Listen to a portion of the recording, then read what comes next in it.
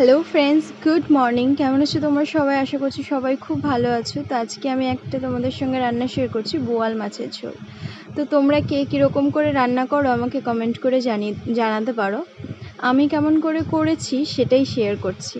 প্রথমে মাছগুলোকে ভেজে নিয়েছি। বোয়াল মাছ কেমন ফাটে জানো, কিন্তু আজকের মাছগুলো না সত্যি কথা বলতে একটুকু ফাটেনি। ফেটেছে সেটা নার মতনই।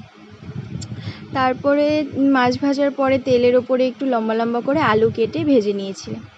আলুগুলো দেখবে লম্বা লম্বা করে দিলে দেখতে ভালো লাগে, খেতেও ভালো লাগে।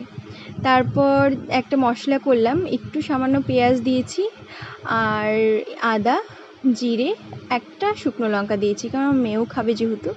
তারপরে সেটাকে পেস্ট করে তেলের ওপরে জিরে, তেজপাতা, শুকনো লঙ্কা দিইনি, কারণ মেয়ে খাবে ওই জন্য শুকনো লঙ্কা দিইনি, ঝাল হয়ে যাবে।